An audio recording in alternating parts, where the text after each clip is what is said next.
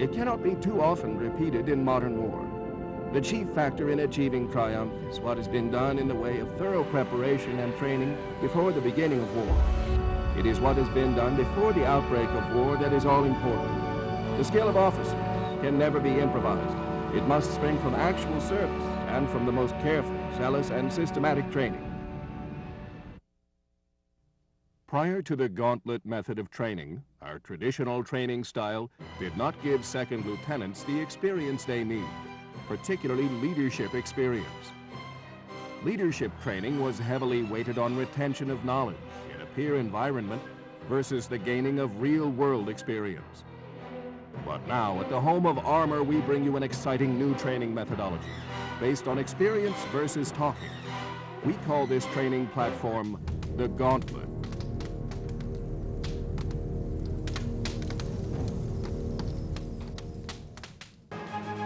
A Gauntlet is a battle-focused experience, constructive, virtual, or live, that trains adaptive leadership skills in a multi-echelon, multi-grade environment. During our most recent Gauntlet in March, lieutenants, captains, and NCOs, all students at their respective leadership courses, came together at Fort Knox and trained. They gained real-world experience as they worked as a team in multi-echelon, multi-grade field exercises. This training took place over 10 days, beginning in a garrison environment and ultimately culminated in company-level operations, on tanks, in the mud, in whatever weather Mother Nature threw at them. The first 5 days of the training were with lieutenants only, as they learned how to fight their tank and maneuver as a platoon. The final 5 days were company-level missions involving captains and senior NCOs. Here at Fort Knox, the NCO Academy and the 16th Cavalry Regiment have instituted a new training methodology. We have divided the students' time into 3 categories. We have identified these categories as Master, Know, and Understand. Each student spends the majority of their time on master tasks. These tasks are troop leading procedures, rapid decision-making and overlay orders, lethal at the point of contact, inspect their unit, navigation, and fight the tank. These tasks are experienced in multiple iterations of constructive, virtual, and live gauntlets.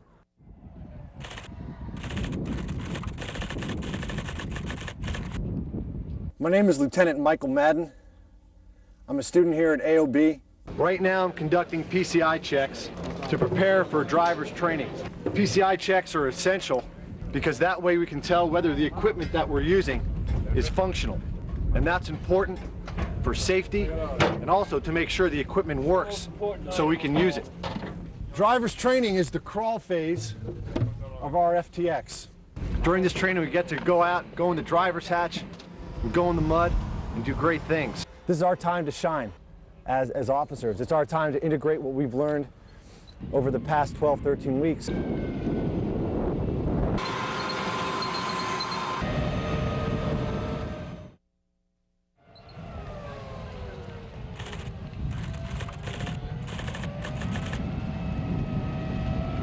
This is my first opportunity to be a tank commander during today's mission. It's a movement to contact, and I am the wingman for the platoon leader. From the minute we got into the engagement area, we performed maintenance on our vehicles. I inform my troops about what's going on, what to expect for the mission. What I've learned before from the NCOs, from my mentor captains, is now all coming into place. The operations order, the troop leading procedures, the herringbone formations, the coils, all of these things that we learned on paper, we learned in the SimNet, we learned in TACSOP, we're now employing and using in the field. We're going to go ahead and move forward. One's going to move forward, okay, over.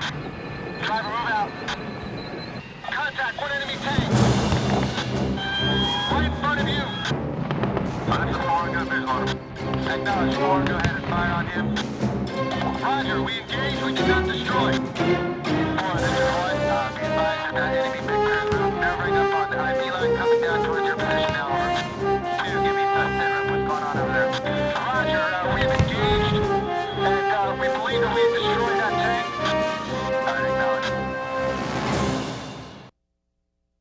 In terms of things that I learned from the mission, one is took the initiative and called for fire, which was great. Problem was I called on the platoon net, and it took a while for me to realize that I had to call on the company net. Once I did that, things went a lot smoother. It's easy to do reporting when you're in the sim net, but when you're out here and things are going crazy in the turret, you have to remember to give that commander a vision of what's going on. Although peer group training is important and necessary for the growth of these future combat leaders, it has its limitations. Namely, it does not teach these lieutenants the advantages of the NCO Corps and stress of a company commander pushing you. That is why here at Fort Knox, we bring students from the Armor Captain's Career Course and the Advanced Non-Commissioned Officer Course to the field to participate in multi-echelon training called Gauntlets. Each group of participants gain valuable experience as they work together in a tactical situation, much like they would in their follow-on unit. The Gauntlet adds a level of realism that I personally didn't experience as a lieutenant at the basic course about 4.5 years ago, where we were issued orders by and issued orders to peers whom we'd been learning in class with all along. Out here we now have the opportunity to take the experiences that we've gained as lieutenants, as well as what we've learned and trained on here with our fellow student captains, and see if we're really understood by the lieutenants and the sergeants that are going through their level of training, and see if our point comes across.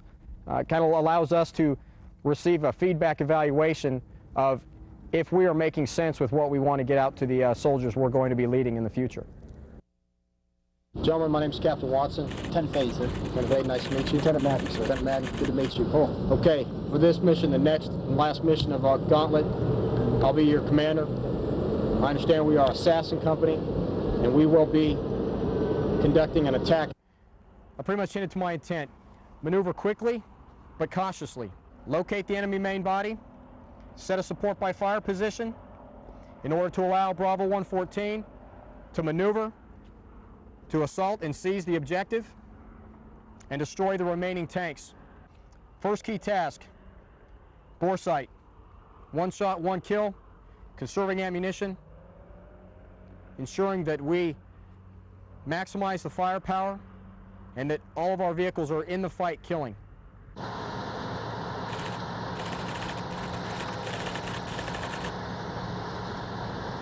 Okay, long pack is important because that's where you get your resupply of Class 1, Class 3, and Class 5. Right now, you see we're getting Class 3, which is fuel. Here, my job as a platoon sergeant is ensure that all vehicles get topped off and that all the crews are meeting the safety standards, that they have their goggles, fire extinguishers, and their gloves on while refueling. Right, currently it's 2300. We've just returned from the task force rehearsal and from conducting some finalized planning of our own for the company's deliberate attack tomorrow morning at 0800. Right now the platoon leaders have linked back up with their platoon sergeants and are going through priorities of work, ensuring that the key tasks that they issued prior to the task force rehearsal are being accomplished, and preparing to issue their platoon orders. The platoon sergeants are moving out with the guidance given to them by the lieutenants. Gentlemen, welcome to my op order, Lieutenant Madden. The situation. The assassin company has destroyed much of the enemy. And during this operation, gentlemen, we're going for the kill. I'm here in this is the last night, and we have a day mission tomorrow. Today I was a tank commander, and we did an attack. And then I was a gunner, and we did a defense. And everything's becoming integrated right now. We're working together as a team. Our crosstalk is phenomenal. Our maneuvering is better. And tomorrow is the highlight, is the time when we integrate all the things that we learned throughout this week and throughout the time when we were in the classroom and in the SimNet, and integrate it into a whole.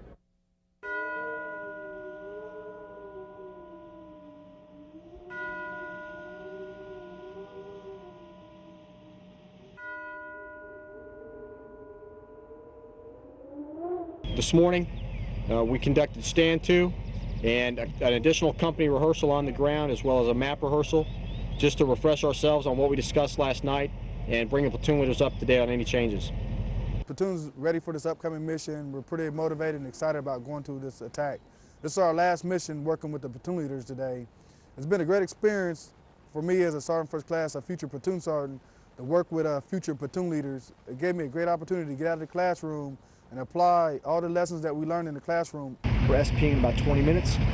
So right now the things I have in my mind are foresighting, quick rehearsals, make sure our comms are up, and making sure that we're Redcon 1.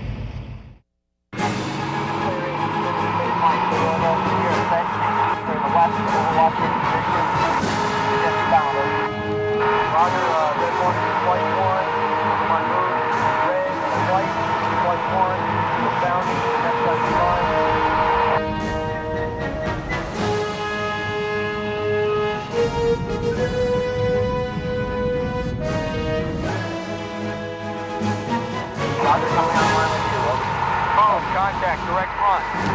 White. Contact. Your leftmost sector is identified. Contact.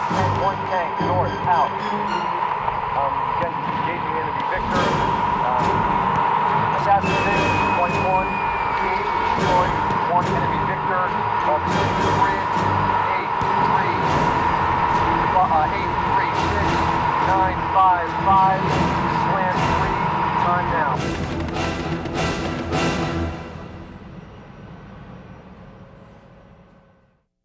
The company demonstrated tremendous flexibility, adapted to the situation, made some mistakes and some errors. Were treated a little bit more by the enemy than we would have liked to have been, but fought through it, ended up on the objective. I'd say overall, a lot of good lessons learned and a successful mission for our company. The mission for our company was a success. We were victorious, and we defeated the enemy on Objective Chicago, and we set up our perimeters, and we won. We won the battle, we won the day. Today my platoon did very well in the mission. I'm really proud of the movement and the reports I received from my wingman. We painted a good picture to the company commander what actually happened out there in the battlefield. Our Army is changing. And as the Army changes, and as warfare changes, the institutional school system that trains the Army has to change. We need to start fighting in teams and learning in teams. There is no unit in the Army that fights as an individual. Teams are what win. We have to train our lieutenants, our captains, our sergeants, our lieutenant colonels, and our colonels whenever we can in teams. Knowledge-based instruction, instruction that's in the classroom, is very important, but it must be augmented with battle training. And this battle training in the institution can be done in the field, in a live environment. It can be done in a virtual training environment using close combat tactical trainer and other type simulations, and it can be done in a constructive environment. If we can form a battle school that puts those three, constructive, virtual, and live environments together, and allows leaders to lead, to be graded as how they lead, to be graded on whether they plan, prep, and execute well, and most importantly, to where they execute to win, then we can train leaders for the 21st century and prepare leaders who are ready to be self-confident and adaptive and can win on any battlefield.